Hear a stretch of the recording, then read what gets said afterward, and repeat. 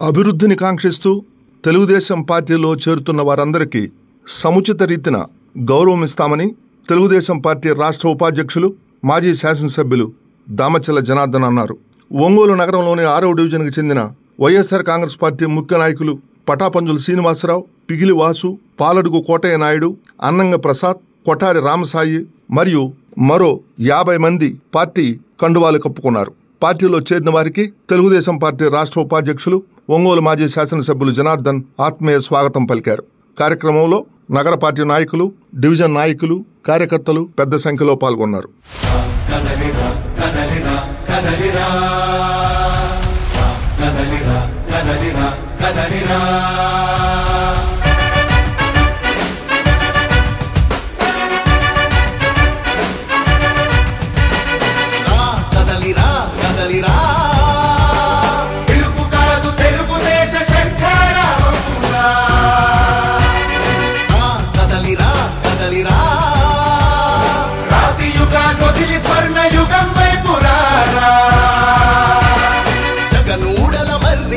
మెడలెక్కి కూర్చుంది, చుట్టూ ఉన్న ఎవ్వరిని బతకనివ్వదే అది. దాన్ని తుంచి వేలు తుంచే ధైర్యం ఉంటే రారా, ఈ కలి ఆకలికి బలయింది చాలు. తెలుగు జాతి తిరుగుబాటు నేటితోనే మొదలు.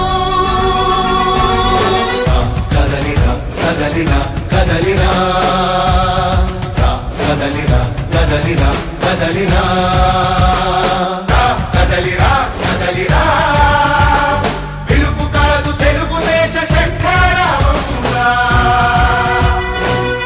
కదలిరా కదలిరా, రాతి యుగాన్ని వదిలి స్వర్ణ యుగం వైపు రారా.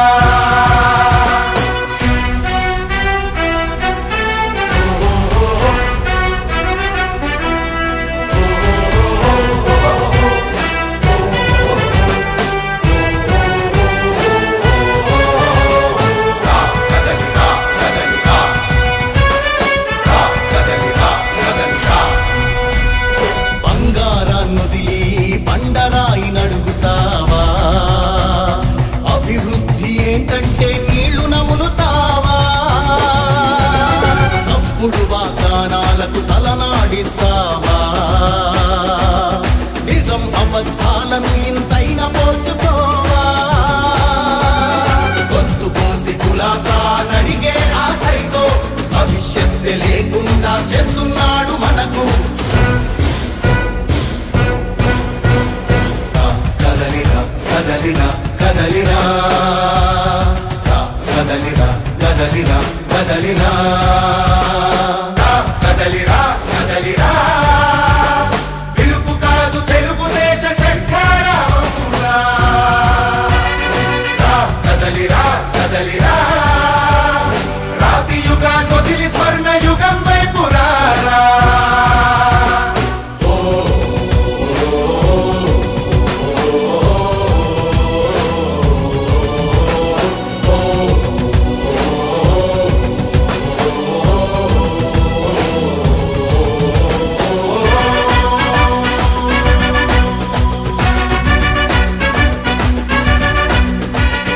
అణచివేత నుంచి మొలిచే తిరుగుబాటు మనదిరా. ఆర్తనాదమాయుధమై అంతు చూడమందిరా. వెలుగునిచ్చే కాగడా చితిని వెలిగిస్తుందని, ఓటు వేసే నీ చెయ్యే వేటు వేస్తుందని. ఆత్మగౌరవాన్నింకా అమ్మొద్దుర తమ్ముడా, స్వర్ణాంధ్ర సాధ్యమని చూపర తెలుగోడా. కదలిరా కదలిరా, కదలిరా కదలిరా కదలిరా, కదలిరా కదలిరా, పిలుపు కాదు తెలుగుదేశ శంఖారావమురా. కదలిరా కదలిరా, రాతి యుగాన్ని వదిలి స్వర్ణ యుగం వైపు రారా. వస్తున్నాడురా మన నాయకుడు, ప్రజల కొరకు పుట్టిన సేవకుడు. ఈ song remixed by DJ Srivardhan mixes from G Makurti. మన దామచర్ల జనార్దనుడు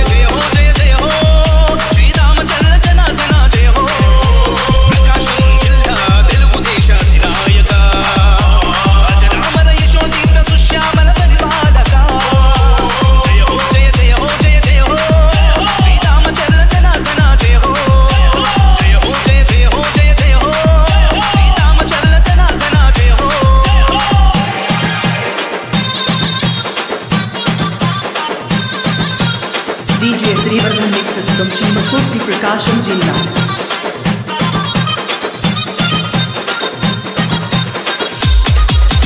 చంద్రబాబు పాలనలో ఎమ్మెల్యేగా ప్రతి కంటికి రెప్పవై నిలిచావుగా కన్న కొడుకులాగా చూస్తున్నావుగా తోబుట్టువు కంటే మాకు నీవు ఎక్కువగా చంద్రబాబు పాలనలో ఎమ్మెల్యేగా ప్రతి కంటికి రెప్పవై నిలిచావుగా కన్న కొడుకులాగా చూస్తున్నావుగా తోబుట్టువు కంటే మాకు నీవు ఎక్కువగా అందుకే తరం తరం నిరంతరం నీ కోసమే మేము ఎప్పుడైనా ఎక్కడైనా నీ వెంటే నడుస్తాం నువ్వు చేసిన సాయాన్ని మరిచిపోము మేము మళ్ళీ గెలిపిస్తామని మాటిస్తున్నాం జయ హో జయ జయ హో జయ జయ హో శ్రీరామచంద్ర జనార్దన జయ హో జయ హో జయ జయ హో జయ జయ హో శ్రీరామచంద్ర జనార్దన జయ హో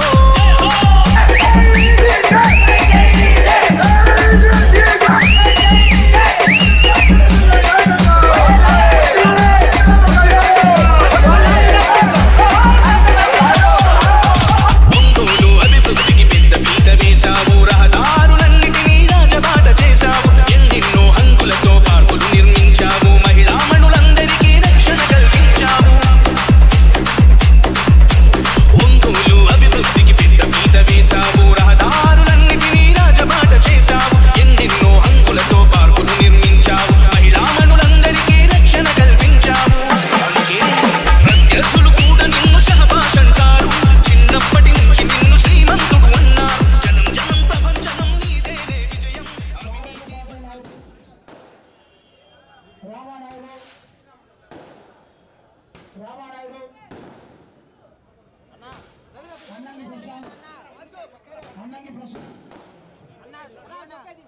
అన్నకి ప్రశాంత్ కే విజయలక్ష్మి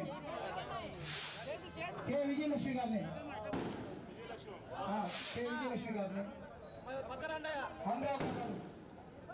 అనురాధ గారు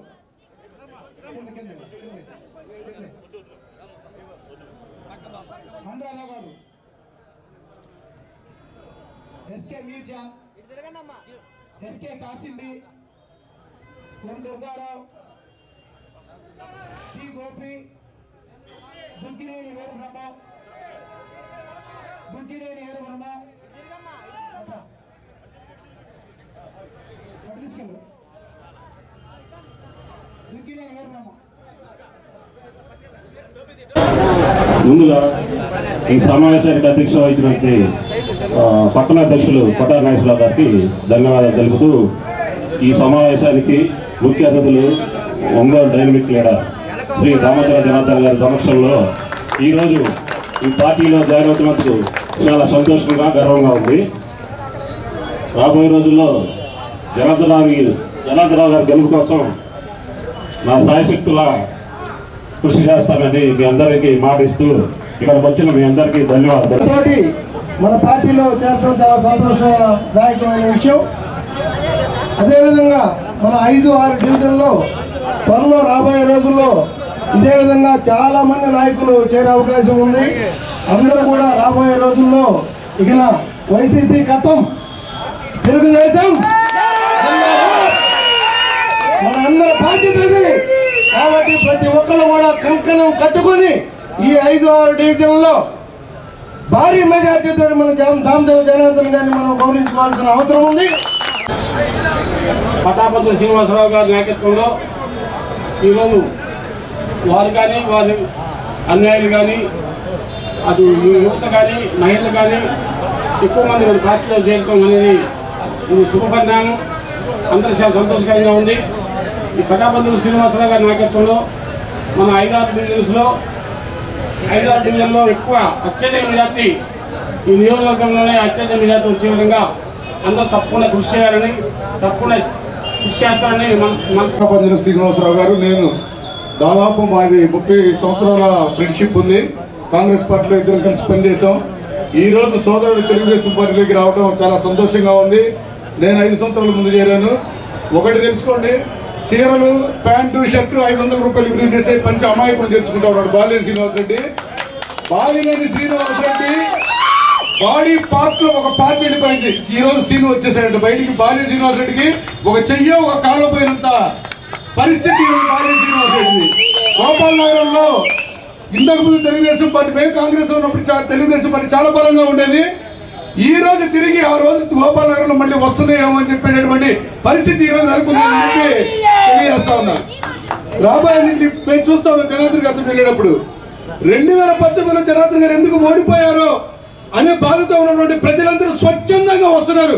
వారు చీర ఇచ్చినా, ప్యాంట్ ఇచ్చినా, లేక చొక్కా ఇచ్చినా, 500 రూపాయలు డబ్బులు ఇచ్చినా, వాలంటీర్లకి గిఫ్ట్ ఇచ్చినా కాదనుకొని ఈ రోజు అందరూ తెలుగుదేశం పార్టీ చేరేటువంటి పరిస్థితి ఉందంటే బాలినేని శ్రీనివాసరెడ్డి ఎంత అసమర్థుడో పటాపత్రి శ్రీనివాస తెలుగుదేశంలో రావడం దానికి నిదర్శనం అని చెప్పి తెలియజేస్తా ఉన్నా.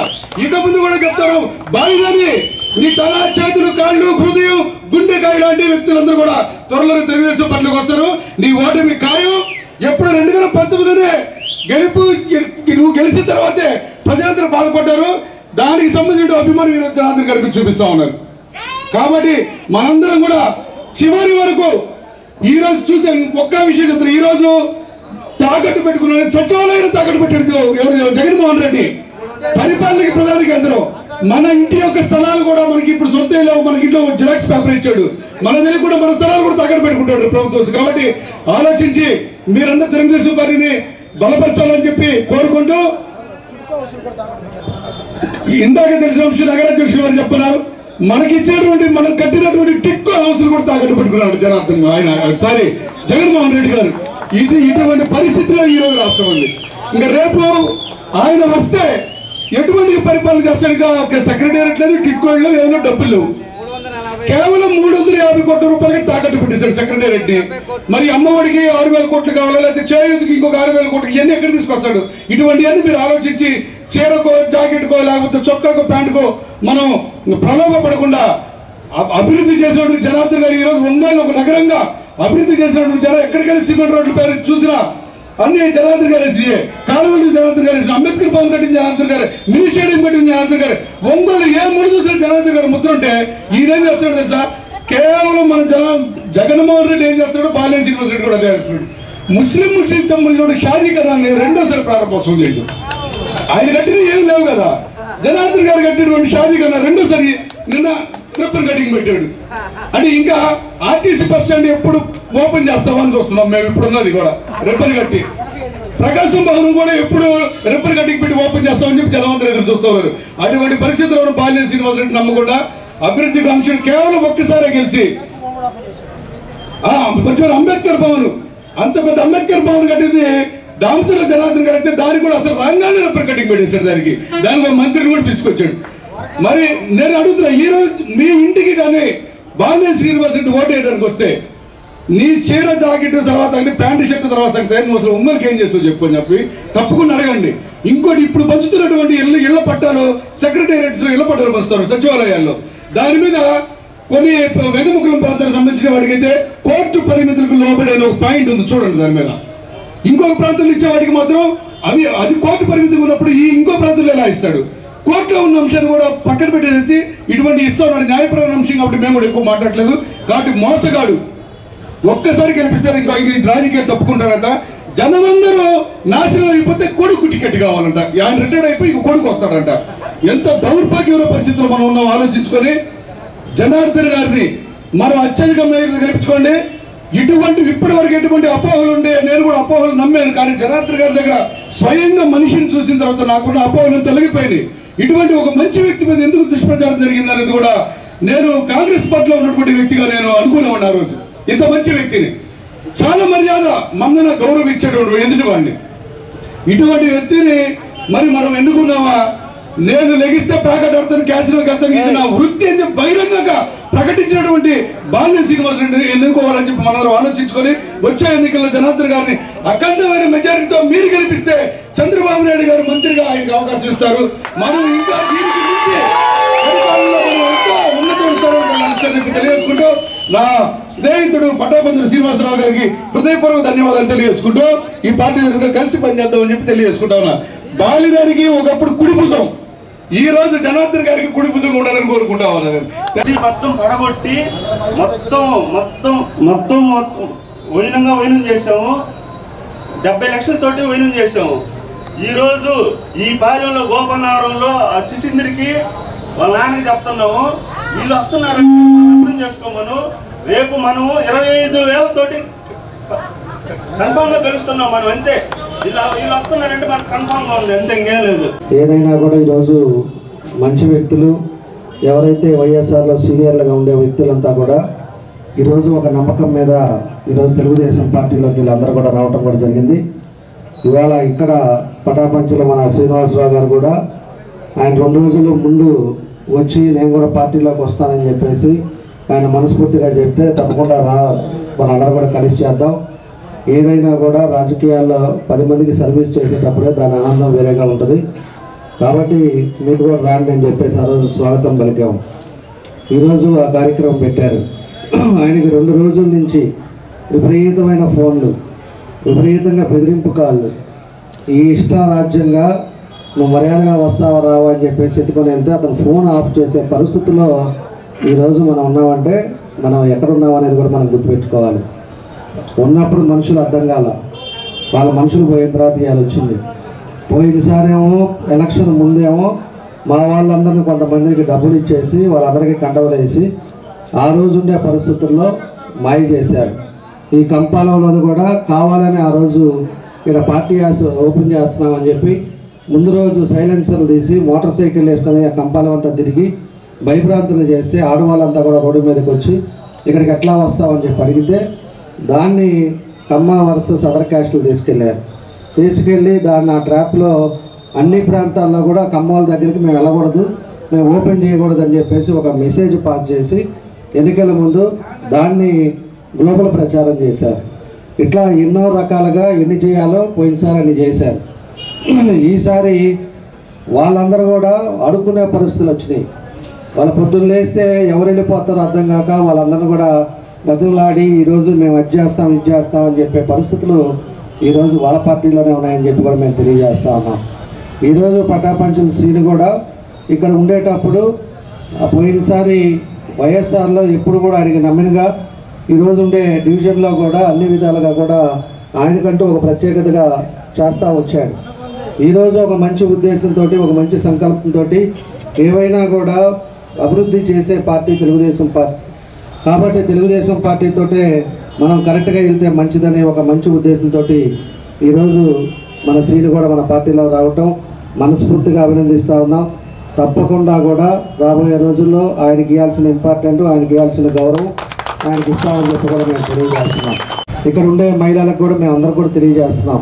మేము ఉండేటప్పుడు అంతా కూడా 14-19లో మీరు అడిగినా అడగకపోయినా ఈడుండే పరిస్థితులను బట్టి మనం ఏం చేస్తే బాగుంటుంది, ఎక్కడ ఇబ్బందులు పడుతున్నారు, రోడ్లు ఉన్నాయా, డ్రైన్లు ఉన్నాయా, ఎలక్ట్రిసిటీ ఉందా, లేకపోతే స్థలం ఉండి ఇల్లు కట్టుకోలేక ఇబ్బందులు పడుతున్నారా, అట్లా అని చెప్పేసి అన్నీ కూడా అడిగి ఇల్లు కట్టించాము. ఎవరికైనా పెన్షన్ రాకుండా ఉంటే 100% పెన్షన్లు ఇచ్చాం, రేషన్ కార్డులు ఇచ్చాం. అదేవిధంగా ఆ రోజు ఉండే టైంలో లోన్స్ కానీ ఇవన్నీ కూడా ఎన్నో కార్యక్రమాలు కూడా తెలుగుదేశం పార్టీ టైంలో చేశాం. దానికి ఏమైపోయిందంటే ఒక్క అవకాశం అని చెప్పేసి ఏదైతే ఈ సైకో జగన్ రెడ్డి వచ్చిన తర్వాత ఆ ఒక్క అవకాశం ఏదో ఇతను చేస్తాడనే ఉద్దేశంతో ప్రజలంతా కూడా నమ్మి ఈరోజు రాష్ట్రం అంతా కూడా సర్వనాశనం. అతను వచ్చిన తర్వాత ఇప్పుడు ఎలా ఉందో కూడా మీ అందరికీ తెలుసు. ఒక నియంత పాలన, ఒక అదేవిధంగా ఏ విధంగా ఒక సైకోగా ఈరోజు ఎంతమందిని ఇబ్బందులు పెడుతున్నాడో రాష్ట్రంలో ఎంతమందిని ఈరోజు బయట అరెస్టులు చేయటం కానీ వాళ్ళ ఆస్తుల మీదకి పోవటం కానీ ఏ విధంగా పరిపాలనా విధానం ఉందో కూడా మనం అందరం కూడా గుర్తుంచుకోవాల్సిన విషయం. ఈరోజు స్థలాలు కానీ ఏదైనా మన స్థలాలు ఉన్నాయంటే అవి మనకి అప్పుడు దాకా ఉంటాయా లేవా అనేది కూడా ఈరోజు క్వశ్చన్ మార్క్ అయిపోయింది ఒంగోలులో. ఈరోజు ఉండే పరిస్థితుల్లో మన కూడా జగన్ రెడ్డి ఏం చేశాడు, రిజిస్ట్రేషన్ మనం చేసుకోవాలంట, మనకు కాపీ ఇస్తారంట, ఒరిజినల్ సతనం పెట్టుకుంటారంట. అంటే ఒరిజినల్ సతనం పెట్టుకుంటే మనం డబ్బులు పెట్టి కొనుక్కున్న మన ఆస్తికి కూడా మనకి లేకుండా ఈ కాగితాలు ఆయనకి ఇవ్వాలంట. ఆయన ఇస్తే తాకడ పెట్టుకొని ఆయన డబ్బులు తీసుకొని ఆయన ఎంజాయ్ చేసే పరిస్థితులు అతను ఉన్నాడు. లాస్ట్కి ఇంకా ఏది దొరక్క గవర్నమెంట్ ఆస్తులు ఇవాళ 370 కోట్లతోటి సెక్రటేరియట్ కూడా ఈరోజు తాకట్టు పెట్టాడు. ఇక మిగిలింది వెంకటేశ్వర స్వామి ఒక్కటే. ఆ వెంకటేశ్వర స్వామిది కూడా ఏం చేయాలనేది కూడా ఆలోచిస్తున్నాడు దేవుడు కాబట్టి. దానికి ఏం చేయాలో ధైర్యం చాలక దాన్ని ఆగున్నాడు. లేకపోతే దాన్ని కూడా చేస్తారు. ఎందుకంటే అక్కడ కూడా చాలా పెట్టి ఈరోజు వెంకటేశ్వర స్వామి దగ్గరికి వచ్చే డబ్బులు కూడా దోచుకున్నాడు. ఈరోజు మొత్తం మీద ఇంకొక 5,000 10,000 కోట్లు రావాలి అంటే వెంకటేశ్వర స్వామి దగ్గర ఒకటే మిగిలింది. ఇంక అతనికి ఎక్కడ కూడా అంత వచ్చే డబ్బులు కూడా ఏది కనపాలి. అన్ని ఆస్తులు పెట్టేశారు. 12 లక్షల కోట్లు అప్పులు తీసుకొచ్చాడు. తీసుకొచ్చి ఏం చేసాడో తెలియదు. ఈరోజు ఒక్కొక్కరికి నిత్యావసర వస్తువులు కానీ, గ్యాస్ రేటు కానీ, పెట్రోల్ రేటు కానీ, కరెంటు 8-9 సార్లు కరెంటు పెరగటం కానీ ఇవన్నీ కూడా సామాన్ల మీద భారం పడుతుంది అంటే ఇవన్నీ కూడా కారణాలు. అక్కడ అప్పులకు వడ్డీలు కట్టాలి. ఆ వడ్డీలు కట్టాలంటే ప్రజల మీద భారం వేయాలి. ఆ భారాలు వేసే ఈరోజు ప్రజల మీద ఇబ్బందులు పెట్టే పరిస్థితి ఈరోజు మన రాష్ట్రంలో ఎక్కడా లేని విధంగా మన దగ్గరే ఉన్నాయని చెప్పి కూడా మేము తెలియజేస్తున్నాం. పెడితే అందరికి కూడా తక్కువ రేటు వస్తుంది, ట్రాన్స్పోర్ట్ రేట్ లేకుండా ఉంటుంది, రైతులకు ఉపయోగం ఉంటుందని చెప్పి ఇక్కడ రామాయపట్నం దగ్గర ఆ రోజు భూమి పూజ చేశాం. 25,000 కోట్ల ప్రాజెక్ట్ అది. దగ్గర సంవత్సరానికి 16,000 మందికి ఉద్యోగాలు ఇవ్వచ్చు. దాంట్లో సగం మంది మన జిల్లా వాళ్ళకి ఇవ్వచ్చు. అలాంటి ప్రాజెక్టు ఆ రోజు ఫౌండేషన్ వేసి అన్నీ చేస్తే ఇతను వచ్చేసి అతన్ని డబ్బులు అడుగో లేకపోతే బెదిరింపులు చేసే లోపల వాళ్ళు కూడా వెళ్ళిపోయి గుజరాత్లో పెట్టుకున్నారు. ఈరోజు దాన్ని కూడా ఆ కంపెనీ కూడా పోయింది. దానివల్ల రాబడి పోయింది. ఇట్లా ప్రభుత్వాన్ని కూడా సర్వనాశనం చేసిన వ్యక్తుల్లో ఈరోజు ఎక్కడా కూడా మన భారతదేశంలో ఎక్కడా లేడు. ఇక్కడ